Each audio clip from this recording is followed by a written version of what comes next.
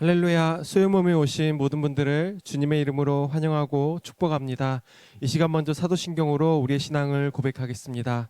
전능하사 천지를 만드신 하나님 아버지를 내가 믿사오며 그 외아들 우리 주 예수 그리스도를 믿사오니 이는 성령으로 잉태하사 동정녀 마리아에게 나시고 본디오 빌라도에게 고난을 받으사 십자가에 못 박혀 죽으시고 장사한 지 사흘 만에 죽은 자 가운데서 다시 살아나시며 하늘에 오르사 전능하신 하나님 우편에 앉아 계시다가 저리로서 산자와 죽은 자를 심판하러 오시리라.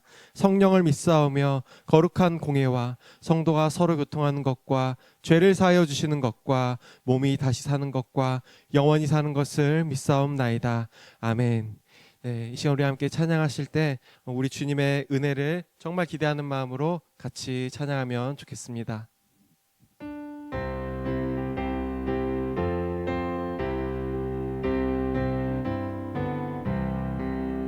내 주 하나님 넓고 큰 은혜는 저 큰 바다보다 깊아 너 곧 닷줄을 끌러 깊은 데로 저 한가운데 가보라. 언덕을 떠나서 창파에 배 띄워 내 주 예수 은혜의 바다로 내 맘껏 져가라. 왜 너 인생을 언제나 거기서 저 큰 바다 물결 보고 금인 모르는 깊은 바다 속을 한 번에 하려 안 보나. 언덕을 떠나서 창파에 배 띄워 내 주 예수 은혜의 바다로 내 맘껏 져가라. 많은 사람이 얕은 물가에서 저 큰 바다 가려다가 찰싹거리는 작은 파도 보고 마음이 졸여서 못 가네. 언덕을 떠나서 창파에 배 띄워 내 주 예수 은혜의 바다로 내 맘껏 져가. 자 곧 가거라. 자 곧 가거라. 이제 곧 가거라. 저 큰 은혜 바다 향해. 자 곧 내 노를 저 깊은 데로 가라. 망망한 바다로 언덕을 떠나서 창파에 배 띄워 내 주 예수 은혜의 바다로 내 맘껏 저 언덕을 떠나서 창파에 배 띄워 내 주 예수 은혜의 바다로 내 맘껏 져가라. 아멘. 예수님의 은혜로 우리의 삶이 충만하기를 소원합니다. 네, 우리가 나의 뜻이 아니라 하나님의 뜻을 먼저 구할 때 우리에게 가장 선한 것들로 채우실 것을 믿는 마음으로 함께 찬양했으면 좋겠습니다.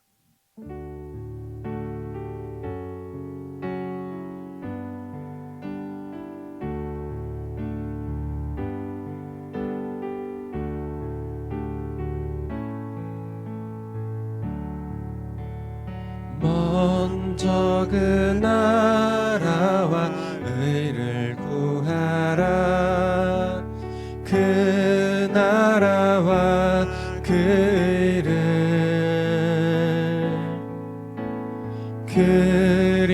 그리하면 이 모든 것을 너희에게 더하시리라. 할렐루야.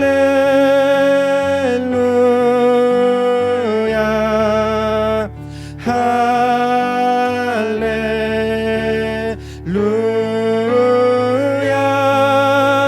할렐루야.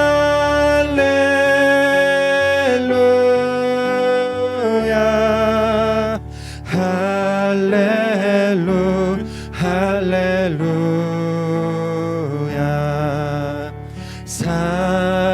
감히 떡으로만 살 것 아니요 하나님 말씀으로 그리하면 이 모든 것을 너희에게 더하시리. 구하라 그리하면 주실 것이요 찾으라 찾을 것이요 두드리라 문이 열릴 것이니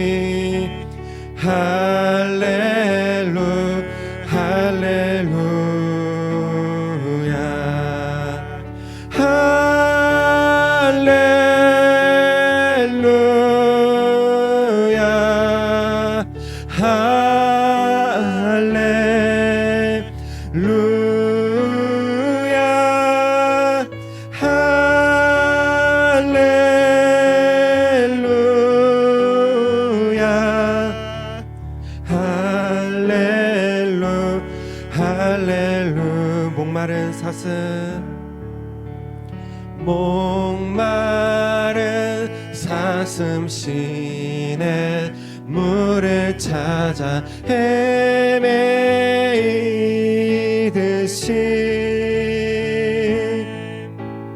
내 영혼 주를 찾기에 갈급하나 금보다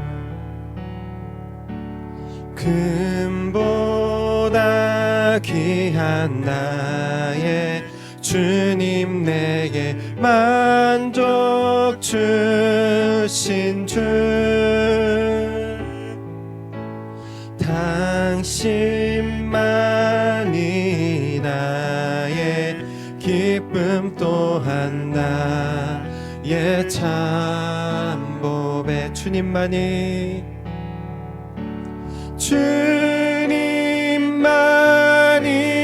나의 힘 나의 방패 나의 참 소망 나의 몸 정성 다 바쳐서 주님 경배합니다. 우리 시간 함께 기도하기 원합니다. 기도하실 때 금보다 귀하신 우리 주님만으로 내가 만족하며 기쁨을 누리는 그런 우리가 되기를 원한다고, 또 오늘 수요 모임을 통해서 우리의 참 소망이 되신 그 주님을 더욱 알아가게 해달라고 함께 그 고백을 가지고 같이 기도하면 좋겠습니다. 같이 기도하시겠습니다. 하나님, 정말로 우리 인생에 가장 귀하신 우리 주님만으로 만족하며 그 주님을 더욱 나의 소망으로 두는 그런 저희가 되게 하여 주시옵소서.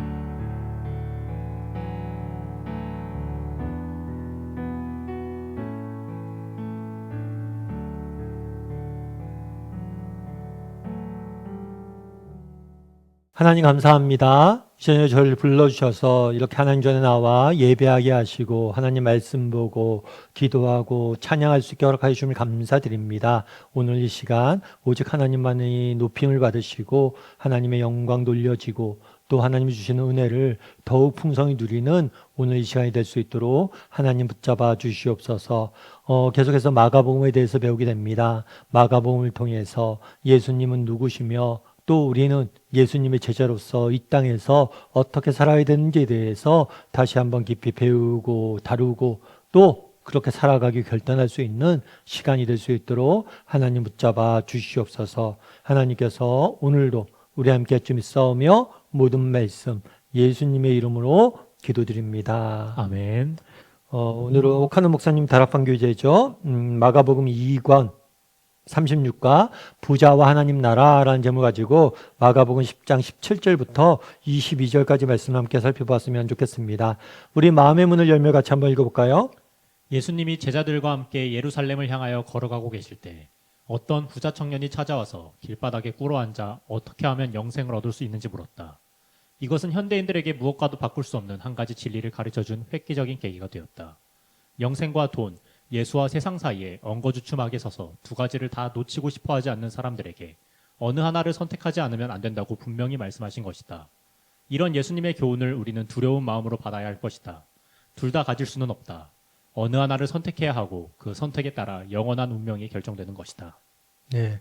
오늘은 뭘 배우게 되죠? 오늘은 어떤 부자 청년과의 대화에 대해서 좀 배우게 됩니다. 그 당시 예수님과 제자들을 함께 어디로 가고 있었냐면 예루살렘으로 가고 있었어요. 아마 이번 예루살렘을 향한 여정은 마지막 여정이에요. 왜냐하면 이번에 예루살렘에 가시면 십자가의 죽음을 당하시기 때문이에요. 마지막으로 예루살렘을 방문하기 때문에 그만큼 뭐예요? 비장한 가운데 그만큼 귀한 발걸음을 하고 있는 거죠. 다시 기회가 없으니까. 그런데 이 마지막 가는 길에 어떤 사람을 만나서 대화 나눈 내용을 깊이 다루고 있습니다. 그만큼 이 부자 청년과의 대화를 중요시 여기고 있는 모습들을 보게 되는 거죠. 그래서 오늘은 이 부자 청년과 어떤 대화를 나누었는지, 이것이 우리에게 주는 교훈은 무엇인지에 대해서 함께 이야기를 나눠봤으면 좋겠어요. 우리 1번 문제 같이 한번 읽어볼까요? 예수님을 찾아 영생에 대해 고상한 질문을 던진 사람에게서 우리는 여러 가지 좋은 점들을 찾을 수 있다. 그것이 무엇인지 17에서 20절을 가지고 말해보라. 이렇게 되어 있죠. 예수께서 길을 가실 때 한 사람이 달려와서 꿇어앉아 묻되 무릎을 꿇었다라고 표현합니다. 이것은 굉장히 깊은 존경심을 보여주는 거죠. 그러니까 예수님을 만났을 때 모두가 무릎 꿇고 환영했던 건 아니잖아요. 어떤 사람은 서서 환영하기도 하고, 어떤 사람은 멀찌감치 서서 보기도 하고, 어떤 사람은 도리어 바리새인들은 뭘 했어요? 예수님을 대적하기도 했잖아요. 근데 예수님에게 무릎 꿇고 앉았어요.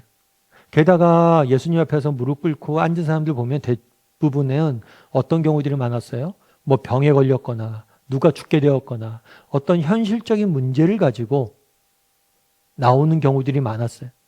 그런데 이 부자 청년은 현실적인 문제를 가지고 나온 게 아니에요. 오히려 근본적인 영적인 문제를 가지고 나와서 무릎을 꿇었던 거예요. 그만큼 간절히, 정말 마치 병 걸린 사람이, 죽기 직전 사람들이 살려달라고 하는 것처럼 간절한 마음으로 영적인 문제를 가지고 나온 거죠. 사실 이게 쉬울까요? 여러분, 쉽지 않잖아요. 정말 병에 걸렸다고 생각해 보십시오. 그럼 여러분 정말 경각심을 가지고 병원에 찾아갈 거 아니에요. 큰 병에 걸렸다고 그러면. 그런데 정말 매주 교회 나올 때 내 영혼이 병들진 않았나? 내 영혼이 정말 심각한 문제는 있지 않냐? 이런 정말 갈급한 마음으로, 정말 경계심을 갖고 긴장된 마음으로 교회 나오나요? 그렇지 않죠. 그래서 그날에 이 청년이 와서 무릎을 꿇고 예수님에게 간절한 마음을 갖다는 것은 굉장히 중요한 우리에게 동기부여가 되는 거예요. 뿐만 아니죠. 묻자오되 선한 선생님이요. 그 당시 유대인들은 율법을 가리키거나 어떤 진리를 깨닫는 사람들을 랍비라고 불렀어요. 말씀을 가리키는 사람. 그래서 이 랍비인데 단순히 그냥 랍비라고 부른 게 아니라 뭐예요? 선하신 분이시다 라고 이야기를 했죠. 그래서 단순한 랍비가 아니라 랍비 이상의 권위를 지니신, 높은 권위를 지니신 하나님의, 예수님의 권위에 대해서 인정하는 모습들을 보게 돼요. 예수님 앞에 간절히 나왔을 뿐만 아니라 예수님의 권위를, 그냥 인간 랍비 이상의, 선생님 이상의 권위를 인정하는 모습들을 보이게 되는 거죠. 그런 다음에 질문한 게 뭐예요? 내가 무엇을 하여야 영생을 얻을 수 있나이까? 라고 이야기한 거죠. 앞서 얘기했던 것처럼 단순히 현실적인 문제를 가지고 나온 게 아니에요. 영적인 문제를 가지고 나왔어요. 그만큼 영혼의 삶, 영혼의 중요성에 대해서, 영생의 가치에 대해서 간절함이 알고 있다는 건 굉장히 중요한 태도죠. 뿐만 아니라 우리가 그런 걸 한 가지 기억할 게 있어요. 뭐가 있냐면, 여러분 만약에 여러분들이 예를 들어서 병에 걸렸어요.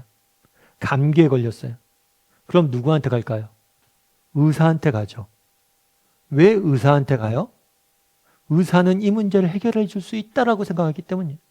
여러분이 만약에 병에 걸렸는데 자동차 정비소를 찾는 사람이 있나요? 아니죠. 정비소를 찾을 필요가 없죠. 왜요? 이 사람들 못 고쳐주잖아요. 내가 의사에게 간다는 건 뭐예요? 의사를 신뢰하는 거죠. 고칠 수 있다고. 내가 어떻게 영생을 얻을 수 있습니까? 라고 묻는 건 뭐예요? 예수님이 이 영생의 문제를 해결할 수 있다 라고 믿는 거예요, 안 믿는 거예요?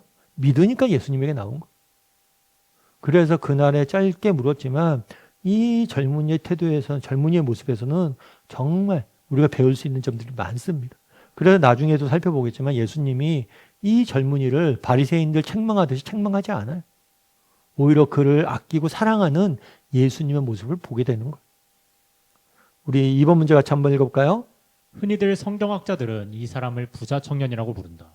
젊음, 재력, 건강, 명예를 가졌지만 그것으로는 영혼의 갈증을 풀지 못해 안타까워하는 이 청년을 보면서 당신이 새삼 깨달을 수 있는 진리는 무엇인가? 당신 역시 영생의 문제를 가지고 진지하게 씨름해 본 일이 있다면 자신의 경험에 비추어 말해보라. 네. 오늘 본문에 보면 부자 청년이라고 했잖아요. 이 부자 청년, 이 말이 사실은 부자 청년인데 되게 굉장히 함축적이에요. 이 부자 청년 모든 것을 사실은 가지고 있는 거나 마찬가지죠. 여러분, 청춘, 젊음. 사실 우리 인생에 있어서 이 젊음만큼 중요한 게 있나요? 젊음만큼 중요한 게 없죠, 사실은. 제가 예전에 어떤 강의를 들었는데 어떤 성공한 작가, 60대 성공한 작가의 강의였어요. 이 작가가 이제 젊은이를 대상으로 해서 인생에 대해서, 작품에 대해 쭉 강의를 하는 거예요. 강의 끝나고 나서 이 작가가 그런 걸 물은 거예요. 그런데 내가 이렇게 훌륭한 작품도 쓰고 내가 이렇게 사회적으로 성공도 했는데 여러분들 나랑 지금 바꾸겠냐고. 그러니까 나랑 지금 바꿀 수 있다면 바꿀 수 있겠냐고. 그러니까 여러분들이 내가 되고 내가 여러분들이 되겠다고 한다면 여러분 바꾸겠냐고. 바꿀 사람 손들어 보라고. 그랬더니 아무도 손들지 않아요. 왜 손들지 않냐고. 나 가진 재산도 많고 나 사회적으로 성공했는데 왜 나처럼 되고 싶지 않냐고. 여러분들은 아무 성공도 안 하고 가진 것도 없는데. 그런데 왜 바꾸지 않아요? 그들에겐 젊음이 있잖아요. 아무리 성공하고 가진 게 많으면 뭐합니까? 이제 나이가 들었는데. 그러면서 얘기하는 게 이 젊음보다 더 중요한 건 없다. 이런 가치에 대해서 쭉 이야기를 하더라고요. 그래서 제가 공감이 됐어요. 이 사람은 정말 젊잖아요. 청년이잖아요. 모든 가능성이 있는 나이잖아요. 게다가 부자예요. 가끔 그런 생각이 들죠, 우리도. 저도 젊었을 때는 시간도 많고 꿈도 많고 그런데 젊었을 때는 뭐가 없어요? 돈이 없죠. 나이가 드니까 이제 돈도 벌고 여유도 있는데 뭐가 없어요? 시간과 에너지가 없죠. 그런데 젊었을에도 불구하고 뭐예요? 부자까지 된 거예요. 리치한 거죠. 많은 것들을 가진 거예요. 게다가 당시에는 당시의 부는 하나님의 축복이라고, 신의 축복이라고 여겨졌어요. 그래서 어떤 면에서 이 사람은 젊음도 있죠. 하나님의 축복도 가졌죠. 그리고 세상 사람들이 부러워하는 부도 가졌어요. 그래서 모든 것을 가지고 있어요. 그럼에도 불구하고 뭐라는 거예요? 예수님을 찾아온 거죠. 왜요? 내면에 풀지 못한 영혼의 갈증이 있어서. 여러분들은 어떤가? 우리도 이렇게 내면에 풀지 못한 갈증이 있어서 정말 해본 적이 있는가? 고민해 본 적이 있는가? 이런 얘기를 좀 나눠봤으면 좋겠어요. 여러분 정말 우리가 여기 참고구절 하나 있는데 전도서 5장 10절부터 11절까지 말씀을 보면 이렇게 되어 있죠. 은을 사랑하는 자는 은으로 만족하지 못하고 풍요를 사랑하는 자는 소득으로 만족하지 아니하나니 이것도 헛되도다. 재산이 많아지면 먹는 자들도 많아지나니 그 소유주들은 눈으로 보는 것 외에 무엇이 유익하랴. 은을 사랑하는 자는 은으로 뭐예요? 만족을 얻지 못한다. 여러분 정말 우리가 얼마나 많은 재산을 가지면 만족할 수 있을까요? 여러분 만족하지 못해요. 제가 종종 말씀드리지만 석유왕 록펠러라는 분이 계세요. 전 세계에서 그 당시에 가장 부자라고 알려졌던 사람이, 요즘에 뭐 빌 게이츠 이런 사람이죠. 그래서 어떤 기자가 물었어요. 얼만큼 인간이 가져야지 만족합니까? 그랬더니 그 사람은 그렇게 얘기해요. 조금만 더 가지면 됩니다. 가난한 사람도 조금 더 갖길 원하고 정말 큰 부자도 뭐예요? 조금 더 갖길 원해요. 왜요? 부에서 만족을 얻을 수 없기 때문에. 아무리 많이 가져도 우리는 부로부터 행복을 누릴 수 없기 때문에. 실제로 그렇죠. 우리가 뭐 집도 그렇잖아요. 어떤 분이 이제 24평 살다가 32평, 30평 살다가 40평, 평수를 넓혀 가요. 그럼 6개월 정도 그 집이 넓어 보인대. 근데 6개월 지나면 또 뭐예요? 금방 좁아져 보이는 거예요. 그래서 정말 우리가 이 청년이 그런 거죠. 굉장히 부유합니다. 많은 것들 가지고 있습니다. 그럼에도 불구하고 그곳에서 정말 참된 만족을 못 얻어서 영혼의 갈증이 있어서 뭐란 거예요? 정말 영생, 그 내면의 갈증, 해결되지 못한 삶에 대한 갈증, 인생의 근본적인 질문들, 인생의 진리로 고민하는 거죠. 인간은 무엇이고, 왜 살아야 되고, 어떻게 살아야 되고, 참된 행복은 어디에 있으며, 도대체 인간은 어떤 존재인가? 라는 근본적인 문제들이 있잖아요. 이 문제들을 만족하지 못하고 해답을 찾지 못해서 갈증을 얻고 있는 것들을 보게 되는 거죠. 그럼 우리는 그런 적이 없냐는 거예요. 여러분 정말 우리도 그런 적이 있는지 한번 나눠보세요. 정말 과거에 비해서 내가 정말 풍요로워졌는데, 과거에 비해서 내가 정말 넉넉해졌는데 오히려 더 내면의 갈증이 커졌던 적은 없는지, 한번 영혼의 문제에 대해서 깊이 고민해 본 적은 없는지 나눠보면 좋을 것 같아요. 우리 3번 문제 같이 한번 읽어볼까요? 예수님은 왜 자신을 선하다고 말하는 청년을 나무라셨을까? 자신이 죄 없으신 하나님이라는 사실을 부인하는 것인가? 이 청년이 두 가지를 얘기했어요. 뭐라고 얘기했냐면, 선한 선생님이 어떻게 영생을 얻을 수 있나이까? 라고 얘기했는데, 이 선한 선생님이요? 라고 부른 부분에 대해서 먼저 다뤄요. 예수께서 먼저 뭐라 하냐면, 내가 어찌 나를 선하다 일컫느냐? 하나님 외에는 선한 분이 없다라고 이야기를 해요. 마치 이 이야기를 잘못 들으면 뭐라고 생각하기 쉬워요? 예수님은 선한 분이 아니다 라고 생각하기 쉬워요. 예수님은 자기가 선하지 않다라고 얘기한 것처럼 오해하기 쉬워요. 하지만 이것은 오해이고 잘못된 생각이에요. 예수님은 요한복음에 보면 이렇게 유대인이 대답하되 선한 일로 말미암아 우리가 너를 치려고 하는 것이 아니라 신성모독으로 말미암아 너를 치려함이니 내가 사람이 되어 자칭 하나님이라 말함이라. 예수님께서는 스스로 뭐라고 그랬어요? 하나님의 아들이라고 말했어요. 우리 믿는 기독교인들이 예수님을 존경해서 그를 신성화시킨 게 아니에요. 예수님께서는 자기 주장을 하셨어요. 내가 하나님의 아들이라고. 그러니까 예수님은 자기는 하나님의 아들이며 하나님처럼 선하고 죄가 없다, 의로운 분임을 스스로가 밝히셨어요. 그럼에도 불구하고 이 순간만큼은 선하다고, 나를 왜 선하다고 말하느냐라고 이야기를 한 거죠. 그럼 왜 여기선 이렇게 얘기했을까요? 그건 뒤에 나오는 질문과도 관계가 있는데, 인간의 노력이나 힘으로 뭘 할 수 없다는 거예요? 의에 이를 수 없다는 거예요. 인간의 노력이나 힘으로 의에 이를 수 없음을 보여주는 거예요. 그래서 이 선한 선생님이요 라고 부른다면 뭐랬어요? 방법을 알려주십시오. 나도 당신처럼 선해지는 방법을 알려주십시오. 이렇게 묻는 거거든요. 그러니까 이 사람의 개념 속에서는 선한 선생님이라고 불렀잖아요. 이 사람이 스스로 노력해서 하나님이 원하시는 의에 이른 선생님이라고 생각한 거예요. 그래서 나도 당신처럼 선해지고 싶습니다 라는 취지에서 이야기합니다. 그런데 그럴 수 없다는 걸 이야기한 거죠. 인간의 힘과 노력으로 의에 이를 수 없다는 것을 강조하시기 위해서 이 표현을 쓰신 거예요. 4번 문제 같이 한번 읽어볼까요?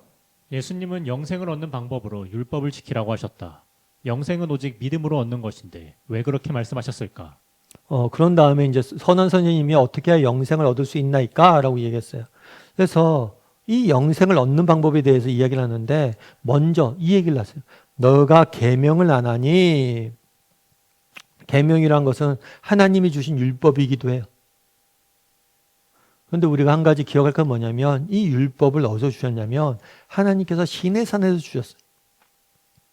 이스라엘 백성들이 애굽에서 종살이하고 있었잖아요. 그들을 모세를 보내서 구원을 하셨어요. 그런 다음에 어디로 인도하셨어요? 시내산에 인도하셔서 율법을 주셨어요. 그러면 율법을 왜 주셨을까요? 지금 보면 애굽의 종이었잖아요. 그런데 이제 자유인이 됐어요. 하나님의 백성이 됐어요. 그럼 너희가 하나님의 백성이 됐기 때문에 하나님의 백성으로서 어떻게 살아야 되는지, 하나님의 백성으로서 어떻게 살아야 되는지 알려주기 위해서 계명을 주신 거예요. 그래서 사실은 계명을 뭐란 거예요? 계명을 통해서, 이 율법을 통해서 우리가 의를 얻을 수 있는 거 아니에요. 의롭게 되는 게 아니에요. 다만 우리가 하나님의 백성이 되었기 때문에 하나님 백성답게 살기 위해서 율법을 주셨음을 기억해야 돼요. 그런데 그 당시에 사람들은 뭘 오해를 했죠? 우리가 율법을 지켜서 뭐에 이를 수 있다? 하나님이 원하시는 의와 선에 이를 수 있다. 율법을 통해서 우리가 의로움을 쟁취할 수 있다라고 본 거예요. 그래서 그들의 논리에 따라서 이야기하신 거예요. 그래, 너희가 율법을 지켜서 의를 지킬 수 있고 선에 이를 수 있다라고 생각했는데, 그러면 너 한번 보자 하는 거죠. 율법에 보면, 율법을 너희가 알잖아. 살인하지 말라, 간음하지 말라, 도둑질하지 말라, 거짓 증언하지 말라, 속여 빼앗지 말라, 내 부모를 공경하라 하였으니. 이것은 율법 중에서 여러분 10계명이 있죠. 10계명이 있는데 이 10계명은 크게 두 가지 파트로 구성이 돼요. 첫 번째는 하나님과의 관계 속에서 우상을 숭배하지 말라, 다른 신에게 전하지 말라, 하나님과의 관련된 게 4개가 있어요. 그다음에 사람 사이의 관계에서 지켜야 될 계명이 6가지가 있어요. 그래서 여기서 언급된 거는 이 사람 사이에 지켜야 될 6가지 계명에 대해서 다루고 있는 거예요. 네가 이 계명을 뭐예요? 다 지키라는 거예요. 그럼 뭘 할 것이다? 네가 살게 될 것이다. 5분 문제 같이 한번 읽어볼까요? 부자 청년은 자기가 율법을 어려서부터 지켰다고 은근히 자만하고 있었음이 틀림없다. 그럼에도 불구하고 영생의 문제를 가지고 갈등하는 그의 모습은 우리에게 무엇을 교훈하고 있는가? 그런데 재밌는 건 뭐냐면 그가 여짜오되 선생님이여 이것을 내가 어려서부터 다 지켰다라고 이야기를 해요. 재밌는 건 뭐냐면 다 지켰다라고 이야기를 해요. 그럼 예를 들어서 내가 10계명, 하나님의 계명을 다 지켰어요. 그런데도 불구하고 뭐예요? 여전히 내 마음속에 의구심이 있어요. 내가 과연 구원받을 만한 자격이 있을까? 그럼 왜 이런 의구심이 생겼을까요? 결국에 다 지켰다고 스스로 대답은 했지만 스스로 마음속 깊은 내면에서는 그것들을 인정하지 못하는 것. 정말 내가 율법을 다 지키고 내가 정말 선하다, 의로운 삶, 선하고 의로운 삶을 살았다.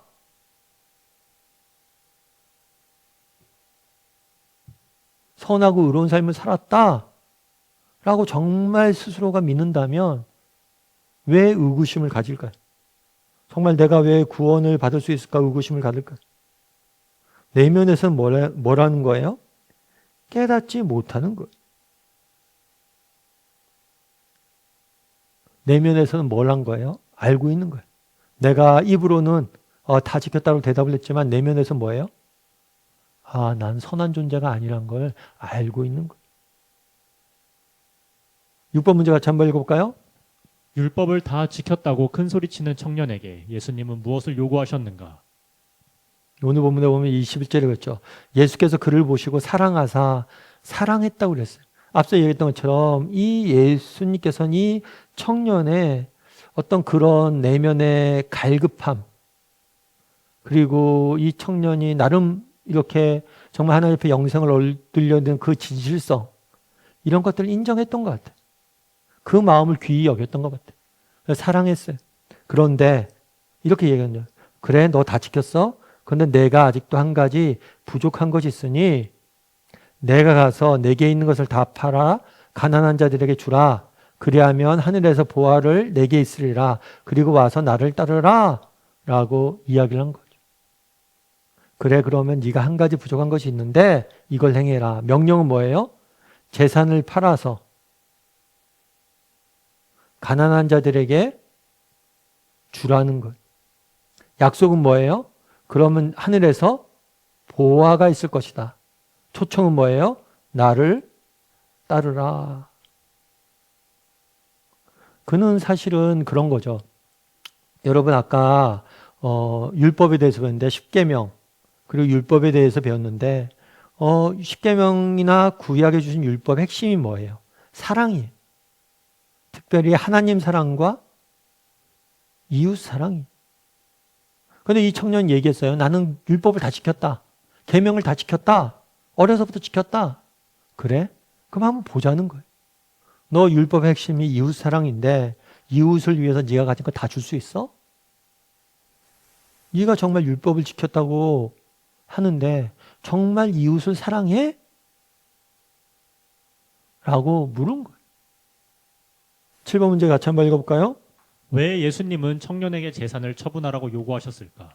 영생 얻기를 원하는 사람은 누구나 이렇게 해야 한다는 의미인가? 예, 앞서 얘기했던 것처럼 율법은 뭐예요? 율법의 가장 중요한 정신은 사랑이에요.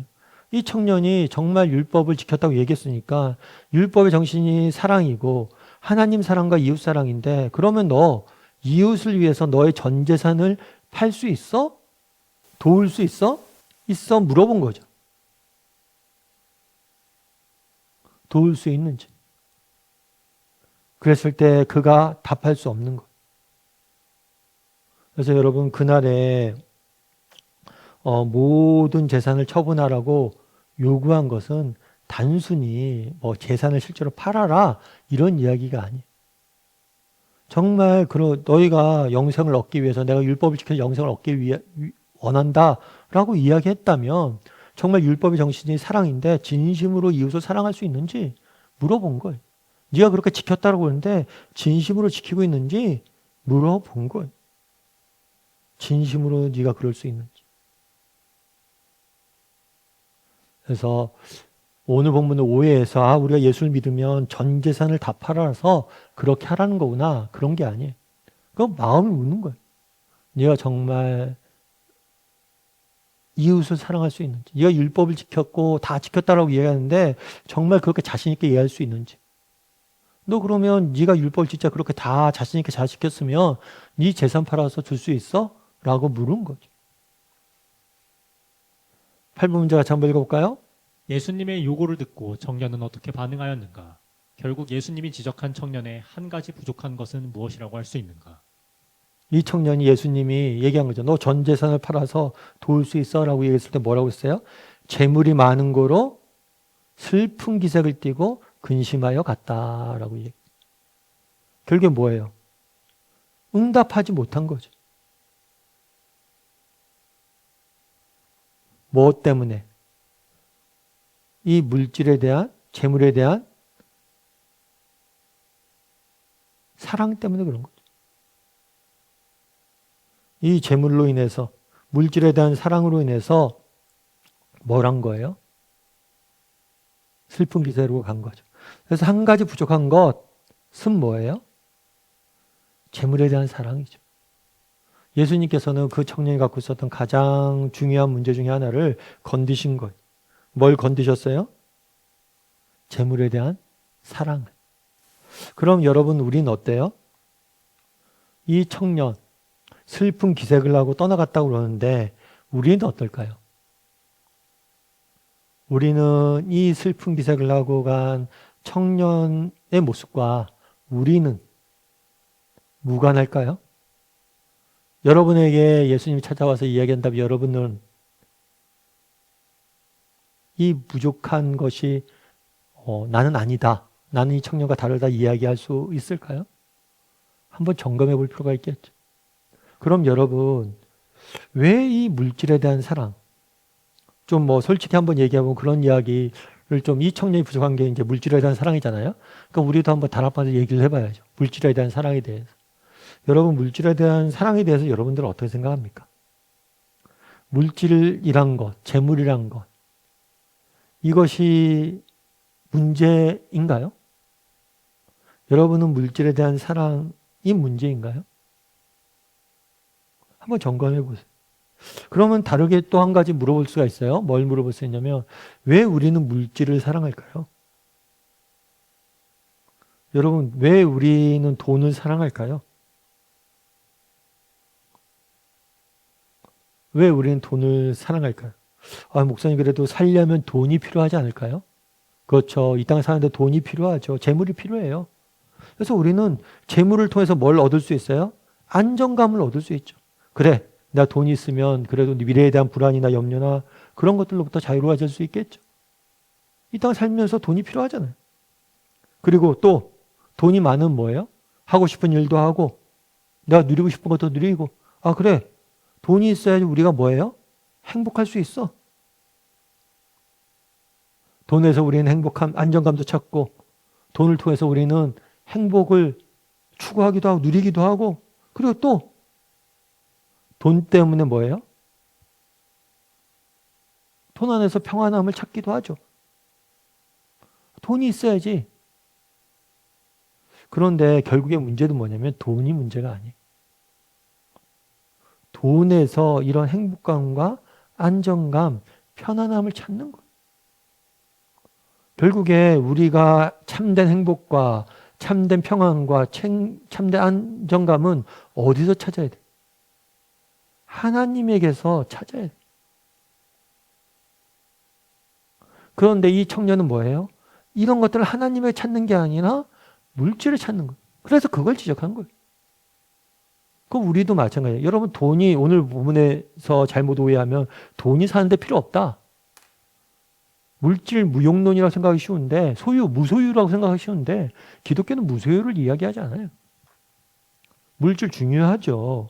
그런데 결국에 우리가 물질에서 뭘 찾으면 안 돼요? 물질에서 안정감과 행복감과 평안과 물질을 정말 물질에서 우리 인생을 물질에서 찾으면 안 돼요. 이런 것들. 내 참된 행복은 내가 좀 더 많이 가지면 생기게 될 것이다. 내가 좀 더 많이 가지면 내 삶이 안정해질 것이다. 내 삶과 불안과 염려가 사라지게 될 것이다. 아니에요. 인생의 참된 기쁨과 행복은 정말 불안과 참된 안정감, 불안과 염려로부터의 자유함은 어디서 찾는 거예요? 물질이 아니라 하나님에게서. 내가 가진 많은 물질이 아니라 내가 믿는 하나님에게서 찾아야 된다. 그런 면에서 이 사람에게는 물질이 문제일 수 있는 거죠. 우리가 결론 부분에서 다룰 수 있겠지만 어떤 사람은 물질이 아니라 관계에서 이런 걸 찾을 수 있어요. 특정 사람과의 관계나 어떤 이런 것들을 통해서 그곳에서 행복감을 찾고 평안함을 찾고 그런 거죠. 그런데 관계도 마찬가지예요. 우리가 가정의 달이죠. 가정의 달에서 부부관계나 가정이 중요하죠. 하지만 우리가 이 땅을 살면서 갖는 부부나 가정이나 이 모든 것은 불안정해요. 이 모든 것에서 가정이나 부부나 이런 관계가 우리 인생의 참된 행복을 가져다 줄 것이다 생각하면 우리는 결국에는 실망할 수밖에 없어요. 안타까운 일이지만 우리 인생의 참된 기쁨과 만족과 안정은 어디서 찾을 수 있는 거예요? 오직 하나님에게서 찾을 수 있는 거예요. 왜 그날에 이 사람에게 물질의 문제를 이야기했느냐? 이 사람은 물질에게 찾기 때문이에요. 물질을 많이 쌓아두면 나는 행복해질 거다. 물질을 많이 쌓아두면 나는 내일에 대해서 염려할 필요가 없다. 라고 생각하고 살았던 거예요. 그 부분에 대해서 이야기했던 거고 네가 그 문제를 해결하지 않으면 네가 하나님을 믿고 하나님을 의지하길 원하잖아. 하나님에게서 영생을 얻기 원하잖아. 그러면 물질이 아니라 하나님에게서 찾아야 되는데 그러지 못했던 거죠. 그러면 이렇게 정말 물질을 사랑한 고로 슬픈 기세하고 근심하여 갔다라고 이야기를 했어요. 우리 9절 말씀 한번 같이 읽어볼까요? 청년에게 남아있던 한 가지 부족한 점은 그에게 두 가지 치명적인 피해를 안겨주었다. 이로 인해 율법대로 살 수 없었고 영생을 포기하지 않으면 안 되었던 것이다. 왜 그렇게 말할 수 있는지 생각해보라. 율법대로 살 수 없었고 아까 얘기했던 율법의 핵심 뭐예요? 이웃 사랑이잖아. 너 정말 이웃을 사랑해? 라는 질문에 대해서 도전에 대해서 예스하지 못했잖아. 너 슬픈 기세로 돌아갔잖아. 그리고 또한 나를 따르라 라고 이야기했잖아요. 그런데 그것들을 뭐 했잖아요? 포기했잖아요. 예수님을 따르지 못했어. 그래서 우리도 정말 잘못해서 물질에 대한 사랑에 빠져서 물질에서 우리 인생의 참된 정체성을 찾으려고 했을 때, 정체성의 근본을 물질에 뒀을 때 우리 역시도 정말 하나님의 뜻대로 우리가 살지도 못할 뿐만 아니라 하나님을 따르지도 못하고 하나님이 주시는 영생의 은혜를 맛보지도 못할 위험이 우리에게 있다는 것을 우리가 생각을 해야 돼. 삶의 열매를 거두며 같이 한번 읽어볼까요? 우리 주변에는 현대판 부자 청년들이 무척 많다. 그들은 많은 돈을 가지고 있다. 그러나 마음속에는 남모르는 불안과 갈증이 있다. 그래서 구원에 대해 깊은 관심을 보인다.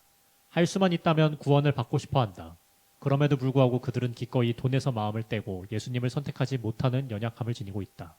당신은 어떤가? 주님이 보시기에 당신은 한 가지 부족한 것이 없는 사람이라고 할 수 있는지 솔직하게 이야기해보자. 한번 이야기해 보세요. 이 부자 청년과 우리가 나는 부자 청년과 다른지 같은지, 한 가지 부족한 것이 없는 사람인지 아닌지. 그래서 한번 오늘 본문 이야기하면서 나에게는 이런 모습이 없는가, 정말 우리에게는 이런 어려움들이 없는가 라는 부분들이 있을 수 있는지 한번. 그래서 이 부자 청년은 뭐가 문제였어요? 재물에 대한 사랑, 물질에 대한 사랑이 문제였죠. 여기서 정체성을 찾아서 문제였죠, 재물에서. 그럼 아까 얘기했던 관계에서 그런 것들을 찾을 수 있는 사람도 있고, 뭐 여러 가지 있을 수가 있겠죠. 하나님 외에 다른 것에서 안정감을 찾는 사람이 있을 수 있겠죠. 그래서 정말 나는 오직 하나님에게서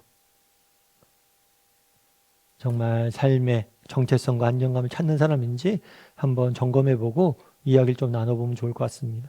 그래서 나는 물질을 사랑하는 사람인지. 여러분, 물질이 필요 없다는 얘기는 아니에요. 근데 문제는 뭐냐면 물질을 사랑하는 게 문제. 물질에서 그 모든 것의 정체성을, 안정감을 찾는 게 문제예요. 그래서 이 부분에 대해서 한번 이야기를 나눠보면 좋을 것 같아요.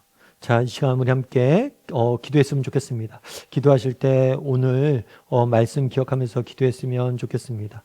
오늘 부자 청년의 이야기를 나눴습니다. 근데 정말 부자 청년에서 우리가 배울 게 있어요. 정말 그는 정말 그 마음에 영적인 갈급함이 있었어요. 어떻게 하면 정말 구원을 얻고 정말 하나님의 의에 이르고 정말 하나님을 알고 정말 어떻게 하면 우리 인생의 본질을 알고 내가 왜 살며 무엇을 위해 살며 어떻게 사는 게 정말 참된 인생인가? 라는 갈망이 있었어요. 우리에게도 이런 갈망이 있어야 됩니다. 여러분, 그냥 흘러간 대로 살면 안 돼요. 참된 삶은 무엇인지 정말 돌아보고 정말 그런 것들 추구할 줄 아는 사람이 되어야 돼요. 우리도 그런 사람이 되게 해달라고. 이 부자 청년처럼 정말 참된 삶을 정말 추구할 줄 아는 사람이 되게 해달라고 기도했으면 좋겠습니다. 또한 그런데 이 부자 청년은 부족한 점이 있었어요. 그것은 정말 물질에서 자신의 정체성과 안정감을 찾았던 거예요. 나는 물질이 아니라 하나님에게서 정말 물질이 많은 걸로 슬픈 기색을 하고 떠났다고 그러는데 내게는 이 부자 청년과 같은 모습이 있진 않은지 정말 하나님 안에서 내 인생의 참된 기쁨과 안정을 찾을 줄 아는 사람이 되게 해달라고. 정말 물질에 대한 사랑 때문에 하나님을 정말 멀리하는 그런 사람이 되지 않게 해달라고. 정말 물질보다 하나님을 더 사랑할 줄 아는 사람이 되게 해달라고 이 시간 오늘 말씀 기억하면서 한 목소리로 같이 기도하도록 하겠습니다. 같이 기도하시겠습니다.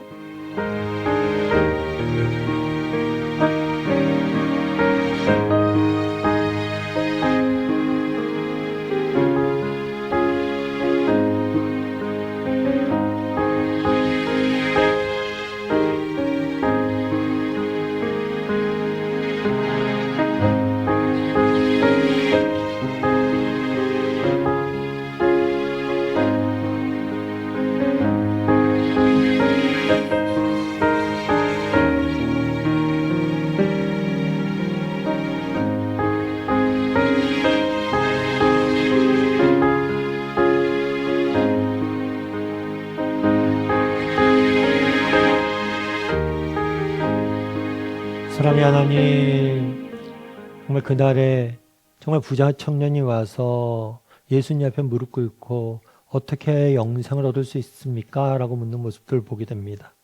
정말 우리도 정말 우리 내면의 인생의 참된 삶의 의미가 무엇인지, 우리가 왜 살며 무엇을 위해 살며 어떻게 사는 것이 참된 삶인지 날마다 하나님 앞에 나아가서 묻고 찾기 위해서 노력할 줄 아는 사람들이 될 수 있도록 주여 은혜를 더하여 주시옵소서. 다만 이 부자 청년이 정말 내 가진 것을 팔아 가난한 사람들 도우라는 말씀에 슬픈 기색으로 돌아갔다라고 이야기를 합니다. 정말 우리도 이 부자 청년이 갖고 있는 그 부족한 한 가지 것이 우리에게 있진 않은지, 정말 재물에 대한 사랑으로 물질에서 우리 인생의 참된 행복과 안정감을 찾느라 정말 하나님이 아닌 재물에서 그런 것들 찾고 있는 사람은 아닌지, 오직 하나님에게서 참된 삶의 평안과 안식과 기쁨과 정말 의미를 찾을 줄 아는 우리 모두가 될 수 있도록 주여 은혜를 더하여 주시옵소서. 하나님께서 오늘도 이번 한 주간도 우리와 함께 할 줄 믿사오며 모든 말씀 예수님의 이름으로 기도드립니다. 아멘. 하늘에 계신 우리 아버지여, 이름이 거룩히 여김을 받으시오며 나라의 마옵시며 뜻이 하늘에서 이루어진 것 같이 땅에서도 이루어지이다. 오늘날 우리에게 일용할 양식을 주옵시고 우리가 우리에게 죄 지은 자를 사하여 주는 것 같이 우리의 죄를 사하여 주옵시고 우리를 시험에 들게 하지 마옵시고 다만 하에서 구하옵소서. 대개 나라와 은세 영광이 아버지께 영원히 있사옵나이다. 아멘.